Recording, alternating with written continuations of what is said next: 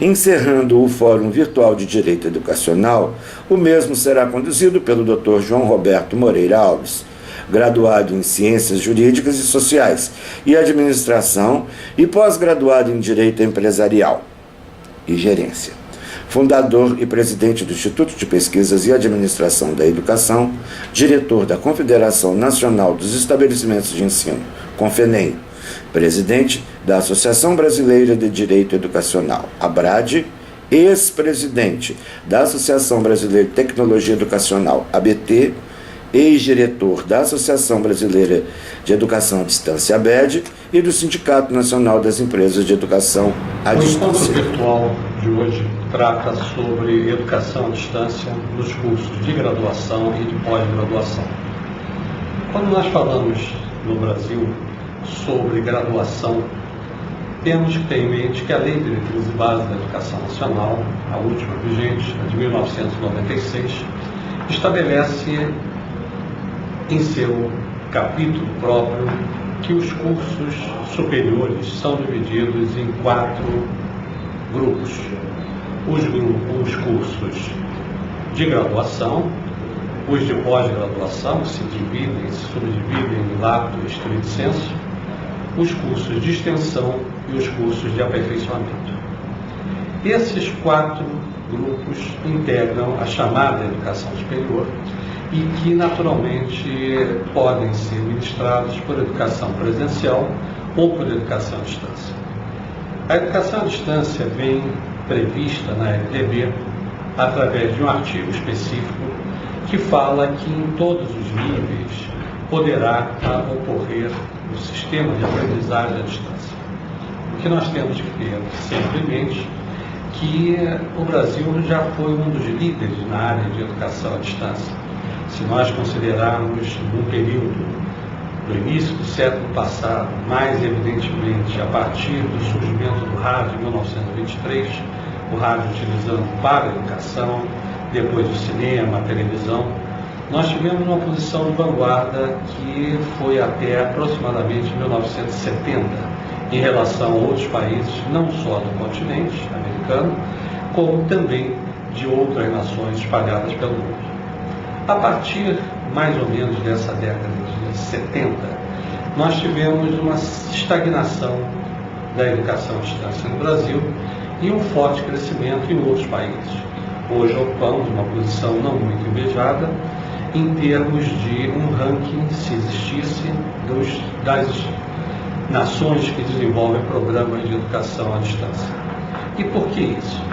Porque nós tivemos, e principalmente a partir da década de 70, mais acentuadamente 80 em diante, tivemos uma forte restrição à expansão da educação à distância, tendo em vista que o governo, especialmente o governo federal, estabeleceu regras extremamente rígidas, regras que impunham processos demorados, ainda impõem processos demorados, para o chamado reconhecimento ou autorização de funcionamento dos cursos utilizando a metodologia de educação à distância, ou de aprendizagem à distância, como hoje é a forma mais moderna de se falar. O que nós temos que convir é que, principalmente a partir da edição da Lei de Diretrizes e Bases 96, nós tivemos uma retomada de desenvolvimento. Em 1998, inicia os novos credenciamentos para a educação superior à distância. A Universidade do Pará, Federal do Pará e a Federal do Ceará são as primeiras entidades nessa nova série a desenvolver programas de educação à distância. No período anterior, nós já tínhamos, isso em 1980, nós tivemos a Associação Brasileira de Tecnologia Educacional, que foi a primeira entidade autorizada, à época, pelo Conselho Federal de Educação e pela CAPES, que era a competência normativa naquele momento, e foram os primeiros cursos voltados à licenciatura para atuação com o sistema de EAD. Nessa nova etapa, a partir da Lei de Diretrizes e Bases 96, nós tivemos um crescimento pequeno no início, depois tivemos um forte crescimento no período de 2000, depois tivemos uma queda significativa e temos hoje poucas instituições sendo credenciadas para a educação superior à distância. Se nós observarmos esse quadro, nós temos 221 instituições, entre universidades públicas e privadas, centros universitários, faculdades e algumas instituições chamadas não educacionais, erroneamente chamadas pelo MEC como não educacionais, mas são instituições que não têm na essência o ensino de graduação e nem o de pós-graduação regular. São entidades como, por exemplo, escolas de magistratura, academia de polícia, que foram credenciadas para trabalhar com a educação à distância, entretanto, não têm cursos submetidos às normas regulares do Ministério da Educação para a graduação. O que nós precisamos observar é que nesse conjunto de instituições, algumas instituições vão muito bem, outras nem tanto. Algumas tiveram, inclusive, processos de início de descredenciamento. O Ministério da Educação iniciou o processo, chegou ao final em alguns casos, mas existiram recursos e as instituições continuam funcionando, mas nós temos um universo pequeno, são 221 instituições, que não corresponde sequer a 10% do universo das instituições de ensino superior credenciadas para educação presencial. Se nós somarmos as públicas e privadas, nós temos cerca de 2.500 instituições e não temos 250 instituições aptas para desenvolver programas de educação superior à distância. Dessas entidades credenciadas, algumas são só para graduação, outras são só para a pós-graduação e algumas são para a graduação e pós-graduação à distância.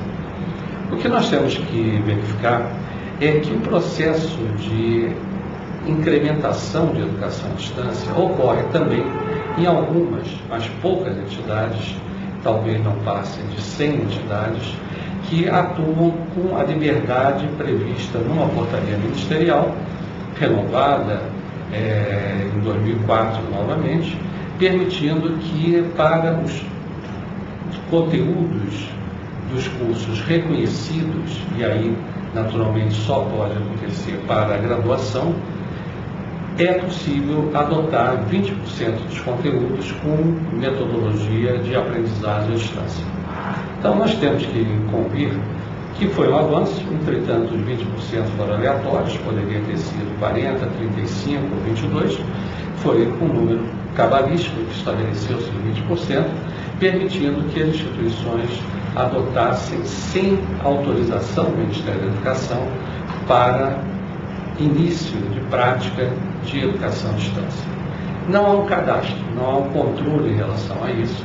Essas entidades devem comunicar ao Ministério da Educação e deveriam comunicar à Secretaria de Educação à Distância, que passa por um momento de indefinição, um anúncio de extinção por parte do ministro, mas na prática, sem ter ocorrido ainda qualquer ato que deixasse de existir a Secretaria de Educação à Distância, temos até um secretário substituto, temos a página no MEC da Secretaria de Educação à Distância. Então nós temos uma disposição de encerrá-la, mas não temos um ato jurídico que encerre as atividades da Secretaria de Educação à Distância.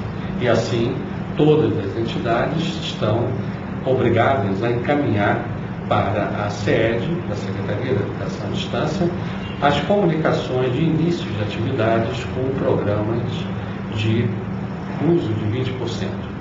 Mas esses 20%, quando a portaria fala em cursos reconhecidos, fecha a porta para a pós-graduação, porque na pós-graduação lato sensu não existe a figura do reconhecimento.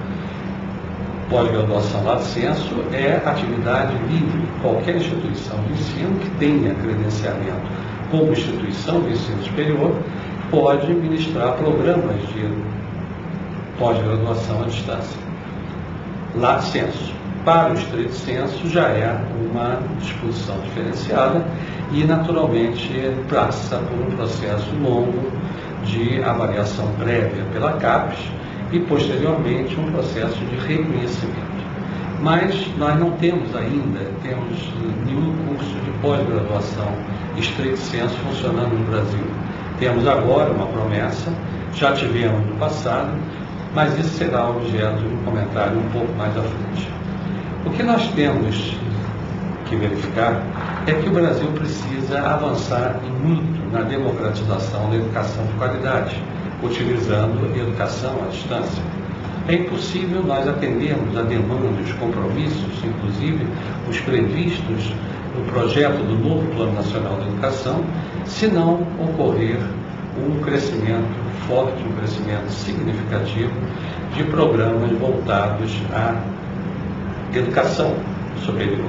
E, obviamente, como é impossível ter estrutura física, professores com os requisitos de mestres, doutores, atuando em todo o Brasil, a educação à distância é a alternativa viável. O que existe em termos de legislação é que uma instituição, para iniciar um processo, tirando a hipótese dos 20% previstos na legislação própria, na portaria ministerial, mas para iniciar um programa de educação à distância, um curso de educação à distância, ela terá que estar credenciada como instituição de ensino superior, faculdade, universidade ou centro universitário, ou então um instituto especializado, que são alguns casos raríssimos nesse ponto, que permitam o desenvolvimento de programas através de educação presencial, migrando para a educação à distância. Não é possível, em nenhuma hipótese, iniciar direto com a educação à distância. Isso podia antes, mas hoje a legislação proíbe essa liberdade que as instituições tinham. Nós vamos trazer alguns comentários, inclusive sobre os mestrados, sobre os MBAs à distância, mas isso fica para o bloco seguinte. As mudanças comportamentais têm se modificado fortemente e nos últimos anos inúmeros questionamentos vêm ocorrendo tanto a nível administrativo como judiciário. E dentro deste cenário, o Instituto de Pesquisas e Administração da Educação, preocupado em ajudar a combater as demandas judiciais através do Núcleo de Desenvolvimento Profissional, elaborou o workshop de precauções jurídicas nas escolas, que tem por objetivo orientar procedimentos que devem ser tomados e evitados pelos profissionais que trabalham em escolas para que não existam consequências prejudiciais às instituições. E, além disso, capacitar e atualizar esses profissionais que atuam em todos os setores da gestão escolar sobre possíveis demandas judiciais. O IPAE, através de seu núcleo de desenvolvimento profissional, dimensionará o workshop a partir do seguinte programa: a legislação federal aplicável às escolas públicas e particulares, o Código Civil Brasileiro e seus reflexos na educação, o comportamento das equipes perante alunos e familiares, como proceder em caso de violência dentro da escola, o professor versus o aluno, terminologias que não devem ser utilizadas nas escolas, algumas maneiras de evitar demandas judiciais e as precauções jurídicas decorrentes das normas legais em vigor. E todo esse programa pode ser ajustado às necessidades do dia da sua escola ou da sua empresa. Maiores informações pelo e-mail instituto@ipae.com.br. Nesse segundo bloco, nós vamos tecer alguns comentários sobre os cursos estrito sensu, os mestrados, doutorados e os pós-doutorados. O Brasil tem a possibilidade, tem um número razoável de instituições que já desenvolvem programas de educação superior, pós-graduação à distância. Quando nós falamos em programa, o programa envolve mestrado e doutorado. Se nós falarmos só em mestrado, não é tecnicamente um programa, e sim um curso, porque o programa obriga a existência dos dois aspectos, dos dois tipos de curso e, naturalmente, com as características específicas.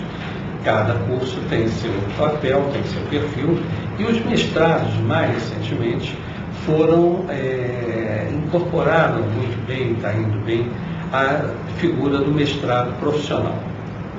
Os MBAs não são cursos de pós-graduação estrito sensu.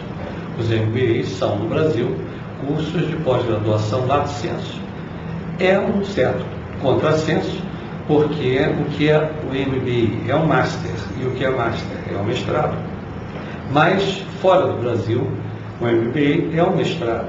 No Brasil, o MBA é um curso de pós-graduação lato sensu com características específicas, um pouco mais profundas do que os cursos tradicionais de especialização ou de aperfeiçoamento, mas trazem, na sua essência, normalmente uma carga horária maior, uma metodologia mais aprofundada de estudos de caso, mas que permite que esses profissionais sejam profissionais aptos e bem para o mercado de trabalho. A figura do mestrado profissional, ela foi muito resistida no início, especialmente a CAPES resistiu durante muito tempo à figura do mestrado profissional. Hoje já avança a passos razoavelmente largos para o acolhimento de muitos programas nos cursos de mestrados profissionais. O primeiro curso de pós-graduação estrito sensu à distância, mestrado, foi feito através da Universidade Federal de Santa Catarina. Era um excelente curso, mas, entretanto, por razões mais políticas do que técnicas, ao que parece, esse curso deixou de ser mantido por uma pressão do Ministério da Educação. A universidade recuou, porque, obviamente, a Universidade Federal precisa dos recursos, e no momento que não tem recursos, não é possível. Existiam muitas críticas, mas era um bom programa na área, especialmente de exatas, engenharias, mas deixamos de ter a pós-graduação estrito sensu à distância. O Instituto de Pesquisa e Administração da Educação foi convidado, inclusive, a participar da elaboração do novo decreto, naquela época, em 2005, com algumas modificações em 2006, e nós conseguimos, nós sozinhos, não uma série de pessoas que participavam de um grupo de estudos, foi possível inserir claramente a possibilidade, e mais do que isso, a necessidade de uma regulamentação quanto à pós-graduação estrito sensu. Não seria nem tão necessária uma regulamentação, porque a universidade tem autonomia de criar os cursos. Mas o decreto contemplou, o decreto de 2005 contemplou a educação à distância como pós-graduação, e esse mesmo decreto estabeleceu um prazo de 180 dias para que a CAPES regulamentasse. Passados 180 dias, um ano, a CAPES não regulamentou, não deu qualquer sinal de intenção de regulamentar. Aí veio um novo decreto, e o novo decreto manteve o princípio da regulamentação via CAPES, mas tirou o prazo e ficou em aberto. E assim, até hoje, a CAPES não regulamentou, provavelmente não irá regulamentar os cursos de pós-graduação, mestrado ou doutorado à distância. Não há necessidade de uma regulamentação. O que há necessidade é que o projeto pedagógico, o projeto da instituição, tenha essa possibilidade e, nessa possibilidade, estabeleça a metodologia que quiser. A educação à distância não é uma modalidade, não é uma forma diferente. A educação à distância é uma metodologia, e essa metodologia ela pode ser desenvolvida a partir de definições metodológicas de cada instituição. A própria lei de diretrizes de base, o próprio decreto fala em modalidade, mas a modalidade clara, definida pela LDB, ao definir os níveis e modalidades de ensino, não contempla a educação à distância. O decreto fala e define, aliás, é difícil você ver uma definição do que é educação através de decreto, mas esse decreto, na época, definiu, dizendo que a educação à distância é uma modalidade, mas erroneamente. Aliás, quantos erros existem nesse e em outros decretos. O que é certo é que as modalidades são as previstas na LDB, e os níveis também previstos. E Se nós compulsarmos a Lei 9.394, de 20 de dezembro de 1996, nós não vamos encontrar a educação à distância como uma modalidade, e sim vamos encontrá-la um pouco mais à frente, um pouco antes, definida como uma forma, um sistema de aprendizagem e não exatamente como uma coisa diferente. Aliás, nós estamos vivendo um termo de educação à distância que vai acabar dentro de alguns anos. Alguns países já não usam mais a educação à distância por uma questão natural. Não existe só a educação presencial, não existirá. Nós temos hoje a educação, que é a educação, a aprendizagem, mais propriamente dito, que presencial ou à distância darão a mesma conotação, a mesma validade. E hoje nós temos o mundo inteiro já abandonando o termo de educação à distância. O que nós temos que ouvir é que cada momento chega, sem ser muito sentido, mas que se chega no país do primeiro mundo, chega no país em desenvolvimento, chega no Brasil também. E já discutimos, inclusive, vamos discutir na própria ABED, na Associação Brasileira de Educação à Distância, da qual nós temos o prazer de sermos um dos fundadores, já vamos começar a discutir a conveniência, a oportunidade de criar uma denominação um pouco mais moderna do que exatamente a EAD. Mas, mercadologicamente, se fala em educação à distância. Não se fala em aprendizagem para a vida, não se fala... Existem mais de 20 sinônimos para a educação à distância, já devidamente capitulados em todo um trabalho feito internacionalmente.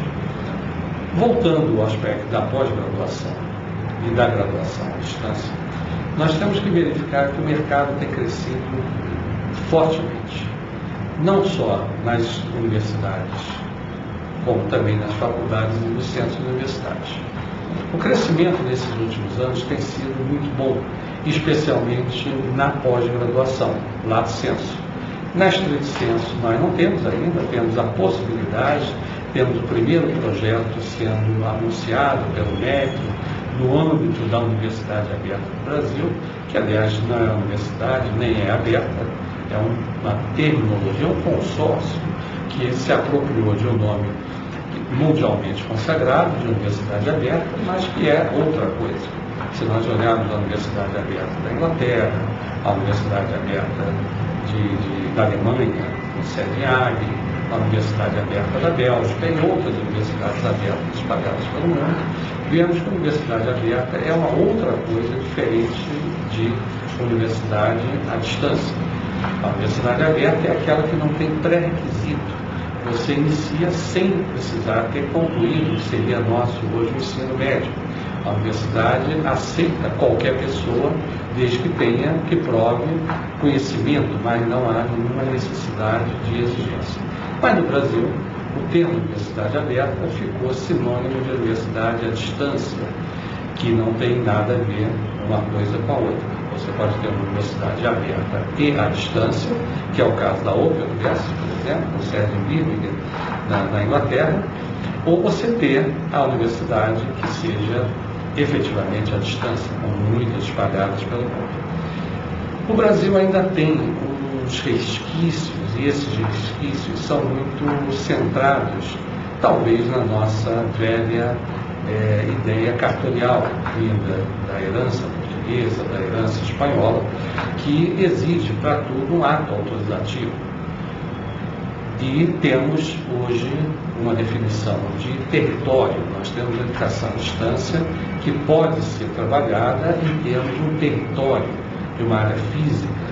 E isso não existe mais no mundo inteiro, porque a avaliação se faz uma avaliação totalmente à distância. Se nós pegarmos, por exemplo, uma universidade na Austrália, tem aluno no Brasil, tem alunos de mais de 60 países, e assim acontece com universidades europeias e de países até em desenvolvimento, mas esses alunos não são obrigados a fazer momentos presenciais, avaliações presenciais.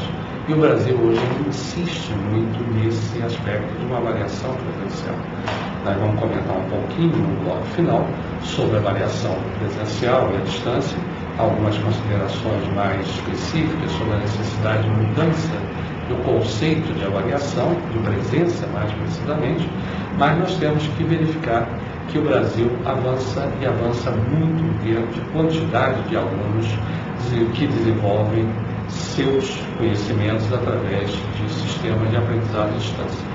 O último censo da educação à distância mostrou essa realidade e o crescimento tem sido vertiginoso, representando para as entidades que têm objetivo comercial um bom resultado financeiro, para outras entidades que não têm objetivo social ou objetivo financeiro, um bom resultado exclusivamente social. Nós vamos fechar esse bloco e entraremos no último bloco com algumas considerações globais sobre sistemas de aprendizagem à distância e o nosso encerramento do nosso encontro. Nesse último bloco, nós queríamos falar um pouquinho sobre o termo à distância. Há muita gente que confunde, inclusive, a teleeducação com a educação à distância. Na realidade, é a mesma coisa. A teleeducação é, naturalmente, a educação à distância, em termos que vem do prefixo grego, onde tele é exatamente a distância. Mas ainda há gente que pensa que teleeducação é televisão e a educação à distância são os outros meios.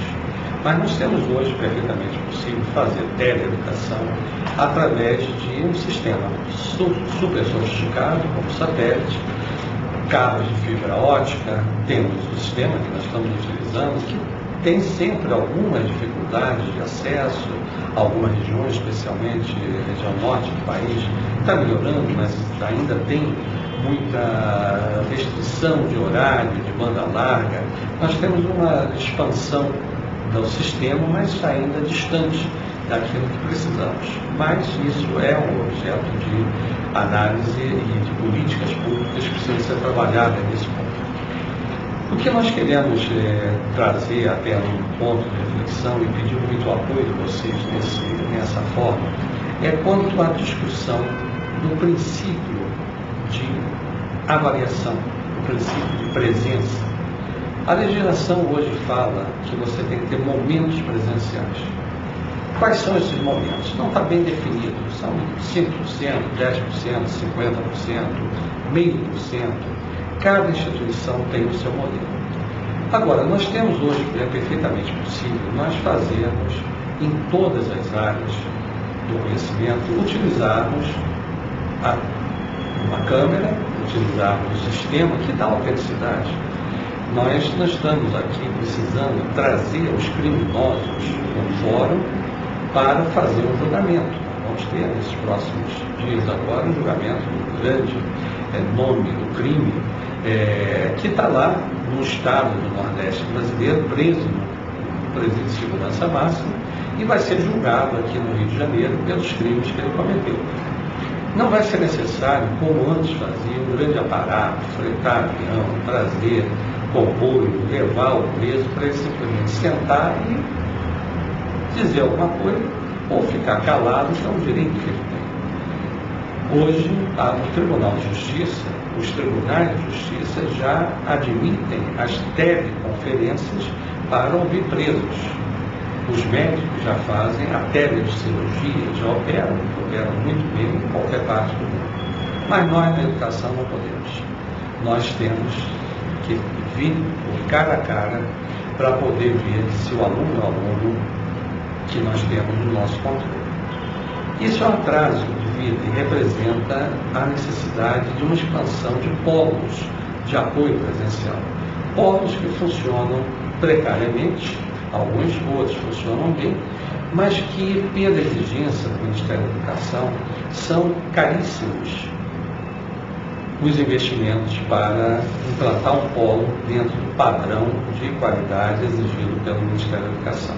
Se nós olharmos a Índia, por exemplo, faz pela centésima parte a instalação no polo, mas aqui não, nós temos que ter praticamente uma mesma estrutura da unidade presencial. Nós temos que ter biblioteca, nós temos que ter professores com titulação, nós temos que ter profissionais que estejam fisicamente contratados. Então, o que nós estamos sentindo é que dos 7 mil polos que existiam de educação à distância, hoje são menos de 5 mil, provavelmente bem menos até o final do ano, porque não dá retorno para as entidades que têm fins lucrativos, em que isso vai representar uma redução da oportunidade de aprendizagem.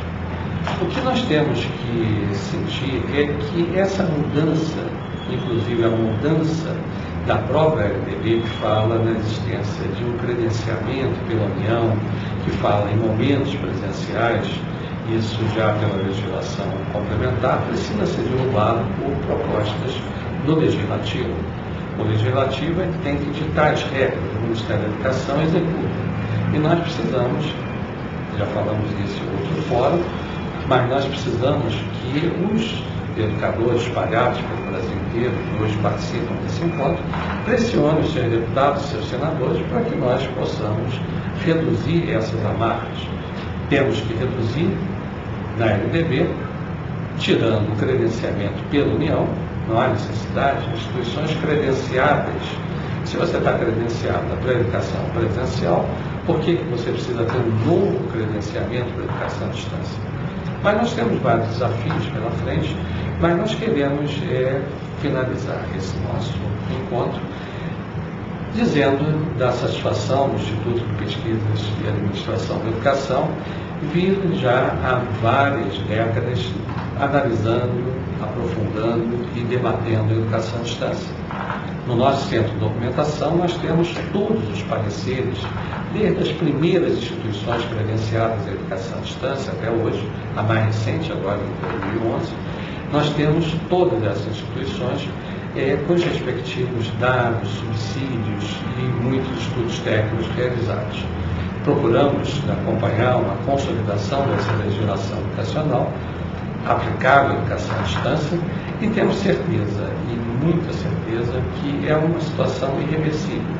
Por mais que o governo, às vezes, reduza esse processo de incentivo, por mais que queira acabar com a Secretaria de Educação à Distância, que é uma decisão errada, mas é uma decisão que o governo criou, pode extinguir, é um direito que ele tem, mas o que nós precisamos ter é a certeza que os princípios da aprendizagem à distância vieram para ficar.